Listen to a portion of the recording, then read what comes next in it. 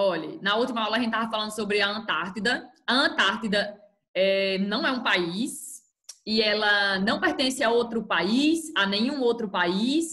E ela, na verdade, é um continente. A Antártida é um continente, né? E outra coisa, é um continente que é grandinho, viu? Porque ele é o quarto maior continente dos 6. Nós temos 6 continentes no globo, 6. E ele é o quarto maior.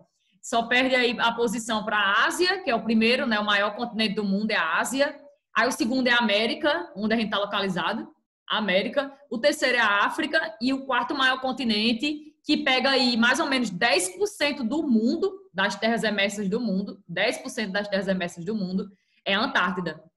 E um detalhe que eu já tinha até falado na última aula, a Antártida é um continente praticamente quase todo recoberto por gelo, né? É um continente quase todo recoberto por gelo, porque o gelo recobre 98% das terras da Antártida, 98%, certo? Recobre aí da Antártida. E sem contar que, tipo, a Antártida é uma área muito fria e é uma área desértica. É o maior deserto do mundo. O maior deserto do mundo não é um deserto quente, é um deserto frio, por incrível que pareça. E lembra que eu falei para vocês que o que caracteriza um deserto é pouca pluviosidade, é pouca quantidade de chuva. Aí eu disse até assim, gente, o que é necessário para que aconteçam muitas chuvas? É necessário o quê? É necessário que o ciclo da água aconteça, né? Bem direitinho. Tipo assim, que ocorra a evaporação, a condensação, que é a formação das nuvens, a passagem de estado de vapor para estado líquido, forme as nuvens. As nuvens nada mais é do que gotículas de água suspensas no ar. E essas gotículas, elas não caem em cima da gente. Tipo, tem nuvens agora, pode olhar aí. Tem nuvens. Essas nuvens, elas não caem por quê? Já que elas são só gotículas de água. Porque essas gotículas de água são tão pequenininhas, são tão miúdas, que elas pesam menos do que o ar. Então, assim, para que as nuvens, as águas das nuvens, elas caiam, é necessário que haja ali, que a umidade relativa do ar aumente muito, bastante, que as gotículas comecem a se agrupar umas às outras, se tornem pesadas, e aí vai acontecer a chuva, né? Que é um tipo de precipitação. Aí eu perguntei, oxe, por que que na Antártida é um deserto? Bom dia, professora. De chuva. Por quê? Quer dizer que o ciclo Porque a água, tem muita água, mas é toda congelada. Não tem como ela fazer o ciclo. Mas o que é necessário para que aconteça a precipitação, a chuva? A... Formação das nuvens, né? Sim. A nuvem tem que se formar, tem que se tornar pesada até para acontecer a precipitação. Mas só que aí para isso tem que ter a evaporação e tudo mais, né? Isso. Imagine que você está numa área muito fria, muito, muito, muito fria, né? Muito fria, que é Polo Sul, né? Aqui é Hemisfério Sul, Polo Sul. Então, você está numa área muito fria. A radiação solar vai ser muito forte, a radiação solar para que a água evapore, forme nuvens e caia em forma de precipitação. Tem muita evaporação aqui. A radiação solar, os raios solares chegam de forma direta, que nem aqui na região equatorial, nessa região próxima ao Equador? Não. Não. Então, assim, imagine, quanto mais frio for o local, quanto mais frio, geralmente a radiação solar ela chega de forma inclinada. Ou seja, os raios solares eles não são muito intensos. É por isso que é frio. Então, por ser uma área muito, muito fria, o que é que acontece? Os raios solares incidem sobre essa região de forma muito perpendicular, tipo de lado. O sol ele nasce no horizonte e geralmente se põe no horizonte mesmo, entendeu? A lateral. Ele não faz isso que faz aqui na nossa região, que ele nasce no leste, lá no horizonte, aí meio-dia, sai no meio da rua, você vai ver que ele está em cima de você, e aí, de tardezinha, ele vai se pondo, ele vai indo para o oeste. Ele faz isso, assim, esse movimento para a gente. Já quem está nos polos, não. O sol, ele nasce no horizonte, e geralmente ele se põe também lá no horizonte, tipo assim, passa de todinho no horizonte, na linha do horizonte, entendeu? E os raios solares chegam de forma muito inclinada na área. Então, não é frio, é muito frio. Não é quente, é frio. Então, isso, de certa forma, impede a formação de nuvens, de precipitação. Então, não é uma área aí com grande índice de chuva. Significa dizer que é uma área, o quê? Árida. É uma área árida, seca, certo? Por isso que é o maior deserto do mundo. Mas se eu perguntasse o maior deserto quente, seria o Saara, o maior deserto quente. Mas o maior deserto do mundo, pegando tudo, frio e quente, é a Antártida, ok? Engloba 10% do mundo, das terras emersas do mundo, não pertence a ninguém, assim, nenhum país específico. Na verdade, a Antártida é um continente que pertence à humanidade. E quando Ana Beatriz, que disseram isso, que a Antártida não pertence a ninguém, a nenhum país, e sim pertence ao mundo todo, pertence à humanidade. Foi num tratado que fizeram, assinaram um tratado, 12 países assinaram um tratado no ano de 1959, e esse tratado ficou conhecido como Tratado da Antártida. Nesse tratado, foi estabelecido que a Antártida não pertenceria a nenhum país, certo? Não pertenceria a nenhum país, e sim à humanidade. Aí, nesse tratado, o que é que aconteceu também? Como já descobriram riquezas naturais na Antártida, já descobriram que na Antártida tem petróleo, tem manganês, tem carvão mineral, tem... que mais? Tem gás natural, enfim, descobriram minérios na Antártida. E aí, outra coisa, a Antártida, essa água da Antártida congelada é água doce. Então, imagina aí um país que sofre com a carência de água, o que é que pode acontecer? O que é que poderia acontecer com a Antártida? Então, é por isso que fizeram o Tratado da Antártida, para que não haja nenhuma atividade comercial na Antártida, não explorem os recursos da Antártida, para que haja leis de proteção da vida marinha, dos animais da Antártida, de todos os recursos minerais da Antártida, enfim, fizeram esse tratado, no ano de 1959. Eu lembro que eu vi no capítulo que esse tratado foi para ser feitas só pesquisas científicas, já para não explorar, para ter ali uma razão de você estar fazendo alguma coisa ali. Só que eu lembro que teve dois países, se eu não me engano, que diziam que a Antártida era deles por estar perto do território deles, era um negócio assim. Aí assinaram esse... Argentina e Chile. Isso. Argentina e Chile estão pertinho, estão no finalzinho aqui da América do Sul, né? No mapinha da América do Sul, eles estão aqui no finalzinho, Argentina e Chile. E aí eles dizem, na verdade, a Antártida deveria ser apropriada, porque... além de ser apropriada, deveria pertencer aqui ao território da América do Sul, porque está bem próximo e tal, é uma área de influência da América do Sul. Tá vendo? Diz aqui, os países que dizem que a Antártida deveria ser explorada, deveria ser apropriada. Inglaterra, Noruega, França, Austrália, Nova Zelândia. E aqui na América do Sul, Argentina e Chile. Dizem que, na verdade, a Antártida deveria ser explorada. E eles dizem também, eles argumentam que a Antártida está muito próxima dos seus territórios. Por estar muito próxima dos seus territórios, né, deveria ser uma área de influência deles. Enfim, mas aí foi feito esse tratado no ano de 1959 e ficou estabelecido que a Antártida ela é um continente que pertence à humanidade e que a única coisa que você pode fazer lá é montar uma base de pesquisa científica. Então, por exemplo, eu quero utilizar a Antártida para fins militares, porque a Antártida é uma área estratégica, tipo, ela fica muito próxima de 3 oceanos, dos 3 oceanos mais importantes do mundo, né? Ela fica com o Pacífico em contato com o Pacífico, contato com o Atlântico e contato com o Índico. Então, ela está numa área estratégica do globo, do mundo.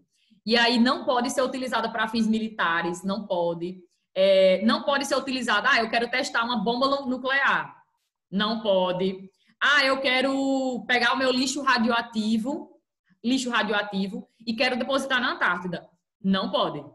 Mas a Antártida não é da humanidade? Ela é da humanidade. Mas não significa dizer que você está no mundo, você pode fazer qualquer coisa na Antártida. Não pode. Porque tem um tratado que foi assinado em 1959 dizendo que a Antártida só pode servir para pesquisas científicas.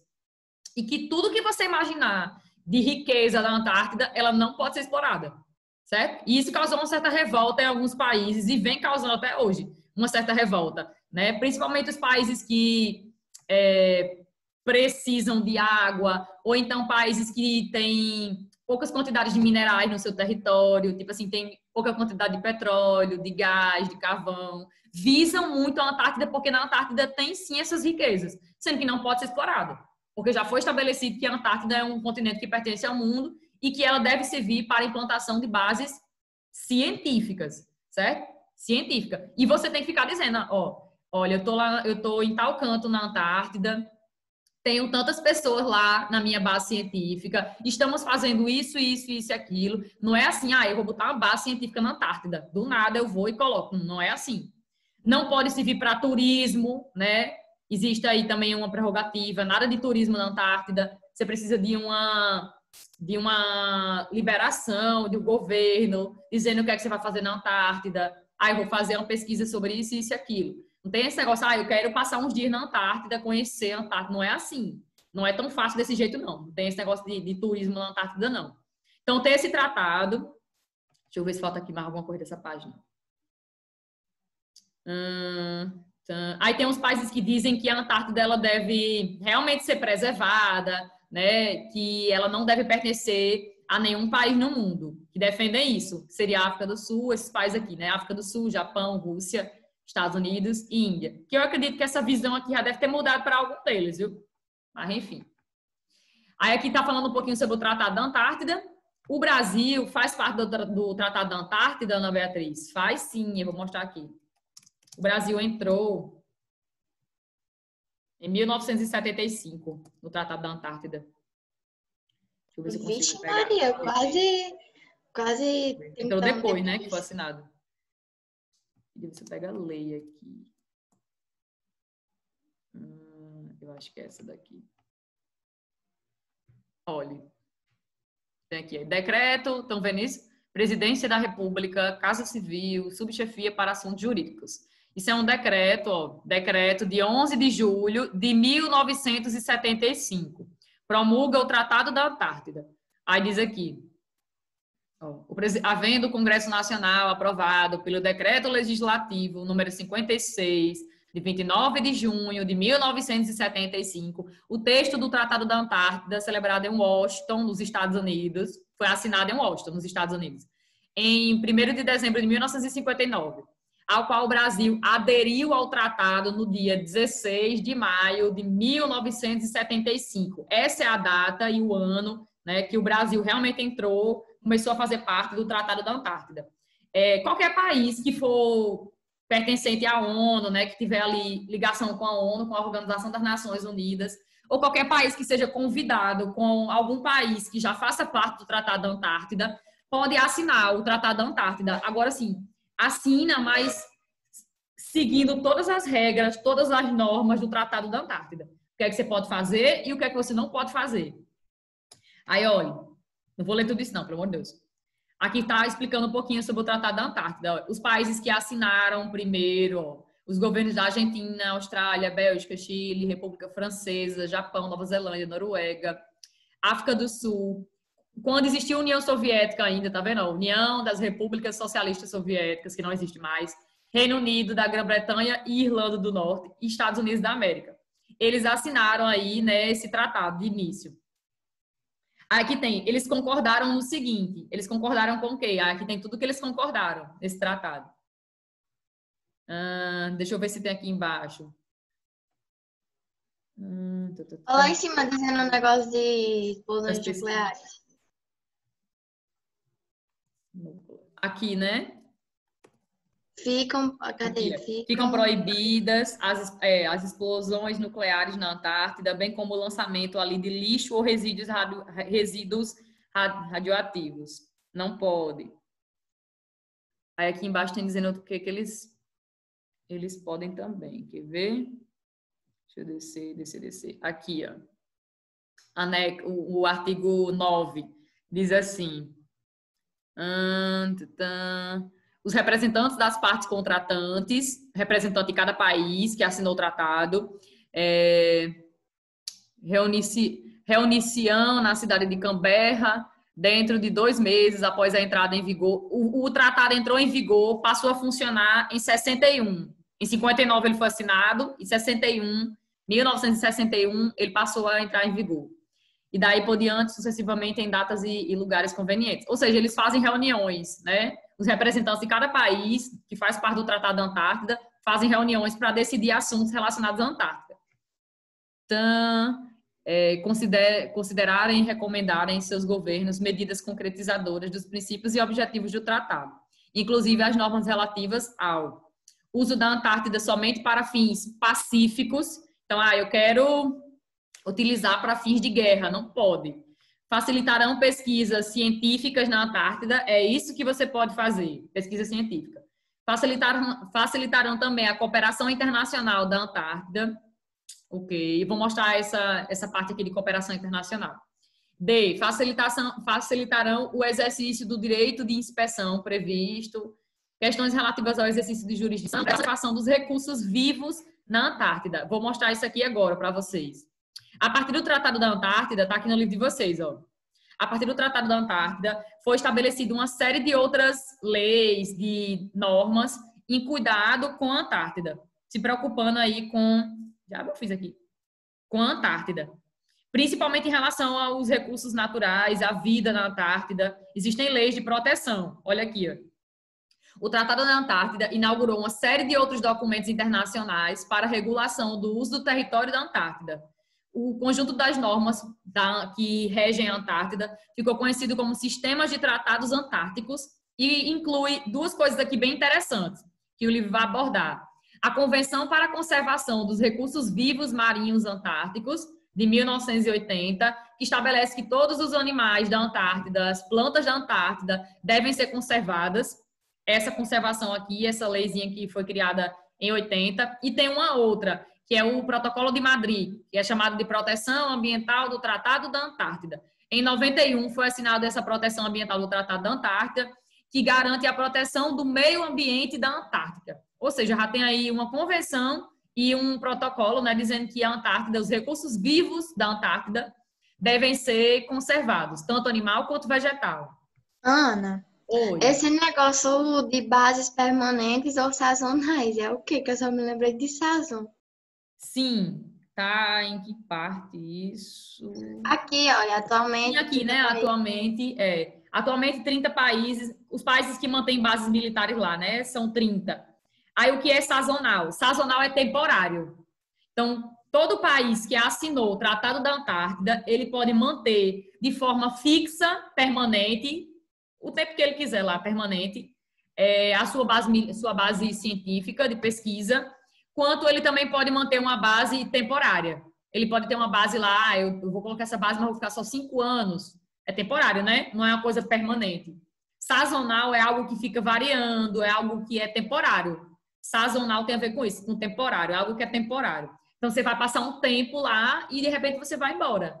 Entendeu? É sazonal. Então, esses 30 países que mantêm bases lá na Antártida, eles mantêm bases tanto que podem ser permanentes, que já está lá há muito tempo e que, né, querem ficar lá, ou bases que são sazonais, que são temporárias, que vão, passam um tempo e dão fora e talvez eles voltem de novo, enfim, temporário. Aí aqui tem o último tópico, preocupação com o futuro. Essa preocupação com o futuro é em relação a quê? O Tratado da Antártida, ele tem que ser renovado. Ainda não tem uma perspectiva ainda para isso aqui, não. Mas ele vai ter que ser renovado novamente. Então, todos os países que assinaram o Tratado da Antártida, eles entram em uma reunião para decidir aí se vai ser renovado, se não vai ser renovado o Tratado da Antártida, se pode ser explorada a Antártida, enfim. Mas até agora ainda não tem nenhum documento dizendo que pode ser explorado, não. Até o momento, a Antártida pertence ao mundo, pertence à humanidade, e ela não pode ser utilizada para fim militar, para fins para colocar lixo radioativo, para explosões, enfim, ela não pode ser utilizada para isso, só para pesquisa científica. Até agora é isso. E 30 países fazem parte aí desse tratado com bases permanentes ou bases temporárias lá. Mas, preocupando-se, de certa forma, essa preocupação com o futuro tem a ver com as riquezas do continente, né? Os depósitos de carvão mineral, petróleo, manganês, sob a camada de gelo da Antártida, que está lá embaixo da camada de gelo da Antártida, atraem a atenção de vários países que são carentes em minérios e, né, empresas petrolíferas, empresas mineradoras, enfim, estão de olho já. Sem contar que os países que sofrem carência de água doce, no caso lá é água doce, né, que está congelada nas geleiras e os icebergs que se desprendem das geleiras. Enfim, é tudo água doce. Então, os países que sofrem também carência de água doce também estão de olho já na Antártida. A questão essa preocupação é com isso, mas também uma preocupação em relação à vida da Antártida. Os animais que tem na área, a vegetação rasteira que tem, mais que tem. também existe uma preocupação com isso. Enfim, não se sabe o que é que vai acontecer no futuro com a Antártida. Esse tratado ele precisa ser renovado. Agora, a gente não sabe se ele vai ser renovado, né? Enfim. Aí tem aqui a última informação. Em reunião com a Comissão para a Conservação dos Recursos Vivos Marinhos da Antártida, em 2018, há 2 anos, na qual participaram os delegados dos 24 países que assinaram o tratado, não houve um consenso, e participaram, na verdade, né? Não houve um consenso sobre as propostas de criação de 2 áreas marinhas protegidas. Já estão meio assim, deixando para lá, né? Não está havendo consenso já entre eles. Então, talvez aí no futuro a Antártida seja realmente explorada. A gente não sabe o que vai acontecer, mas talvez ela seja. Porque a gente sabe que a ambição do ser humano é gigantesca, né? Então, só Deus sabe o que vai acontecer com a Antártida. Até então, ainda pertence à humanidade, mas a gente não sabe o que vai acontecer aí no futuro. Aí agora, vão aí no SFB Plus, do livro de vocês. Eu acho que tem 2 questões. Deixa me ver, tema 2. Tema 2. Aproveitamento dos recursos naturais, tem aí. Eita, essas questões são um pouco difíceis, viu? Vixe, Maria, é difícil. Vocês não estudaram isso ainda não, eu acho. Ou se estudaram, foi no 7º ano. Acho que foi no 7º ano que vocês viram isso. Tá difícil.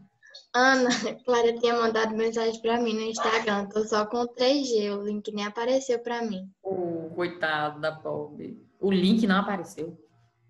Mas o link Vou aparece. botar na internet que ela não tá conseguindo. Acho que ela não consegue entrar, mas o link aparece. Enfim, porque é uma mensagem normal. É a número 3 e a número 4, né? O tema 2. Na página 397 e 398, a número 4. Eu achei difícil essas questões, mas vamos lá, vamos ver se vocês sabem. Diz assim, estão com o livro aí? Estão com o livro? Já? 397. Eu achei difícil. É uma questão de nível médio da UFC, a Universidade Federal do Ceará. E diz assim, as reservas petrolíferas estão relacionadas a um tipo de formação geológica. Não sei se eu expliquei formação geológica, acho que foi Ilse que explicou. Formação geológica. Formação geológica tem a ver com o tipo de rocha que dá origem àquele relevo. Formação geológica tem a ver com o tipo da rocha que dá origem ao relevo. Indique corretamente esse tipo de formação. Aí o que é que quer dizer aqui nessa questão? Vocês têm que dizer A, B, C, D ou E. Qual dessas alternativas diz qual é a estrutura geológica que é encontrada reservas petrolíferas? Onde eu encontro petróleo? Em escudo cristalino, que é formado por rocha ígnea e rocha metamórfica. Eu encontro petróleo em rochas sedimentares. Eu encontro petróleo em dobramentos cenozoicos, dobramentos modernos cadeias de montanhas, é onde eu encontro petróleo. Letra D, placas tectônicas, eu encontro petróleo nas placas tectônicas. Eu encontro petróleo em aluviões quaternários, ou seja, no fundo de rios da nossa época atual. O petróleo se formou agora, na nossa época atual. Enfim. Aí, o que é que você tem que saber? Tem que saber o que era, né? Um escudo cristalino, que é uma bacia sedimentar, que é um dobramento. Tem que saber tudo isso. Eu achei essa questão muito difícil para vocês. E a questão correta aí são as bacias sedimentares. Porque petróleo é encontrado no fundo do mar, do oceano, não é? Não, a gente encontra petróleo no fundo do mar. Vocês nunca viram aqueles poços? Geralmente, petróleo a gente encontra no fundo do mar. Mas o petróleo ele se forma no mar mesmo, certo? No mar, no oceano. O petróleo que você vê dentro do espaço terrestre, ali um dia já foi mar. Oxi! Voltou. Eu já ia digitar aqui o negócio. Vote! A gente ficou sozinho. Deu uma travada, Ana. Você tava parada aí. Vote! Que coisa doida. Fez isso ontem também. Eu pensava que tinha acabado. Fez isso ontem na aula do terceiro ano. Isso é minha internet, tá vendo? Parecia que sua internet tinha caído. Era, né? Mas não caiu, não. Negócio doido. Eu falando mal aí da internet dos alunos. Às vezes é o Zoom que cai mesmo. Vou tentar bugado esse negócio. Sim, é o que eu tava falando, meu Deus do céu. Da questão das bacias sedimentares, né? Sim, o petróleo que a gente encontra... O Manuel tá entrando agora. O Manuel saiu. O petróleo que a gente encontra no espaço terrestre, aqui no continente, nesse local já foi mar. Entendeu? E aí... A internet caiu. A internet caiu? Foi por isso que eu tenho saído. Percebi. Foi, o meu também gravou 2 vezes e saiu sozinho. Vou ter. Negócio doido. O meu também, né? Mas, enfim. Aí, pronto. O petróleo que você encontra aqui no continente, nessas áreas já foi mar. E aí, recuou, a área foi soerguida, e aí você encontrou petróleo. Mas o petróleo é formado no fundo do mar em rochas sedimentares, certo? Que são rochas formadas pela deposição de sedimentos. Rochas formadas tanto pela areia do fundo do mar, quanto por restos de animais, de vegetais, que são fossilizados com o tempo e litificados. Vão se formando uma aguinha lá, entendeu? Um líquido preto, escuro. No caso, o petróleo, ele tem essa coloração preta. Enfim, então, ele é encontrado em rochas sedimentares. Por isso que a resposta dessa questão é a letra B.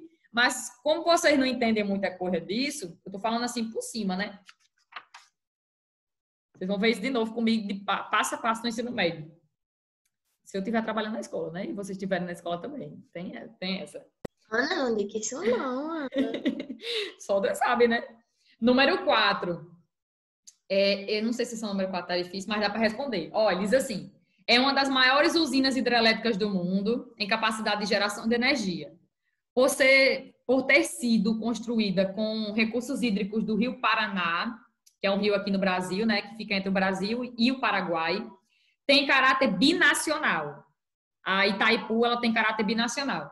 Aí o trecho em questão caracteriza a usina de Belo Monte, Itaipu, Tucuruí, Sobradinho ou Três Marias. Qual é a usina que é binacional, que fica entre Brasil e Paraguai? Usina hidrelétrica. É a de... Alguém sabe o nome? Itaipu. Eu estava vendo, tem alguns postes de iluminação em Caicó. Pode olhar para o poste, que geralmente tem assim, usina Itaipu, energia de Itaipu. Pode olhar, porque grande parte da energia do Brasil vem dessa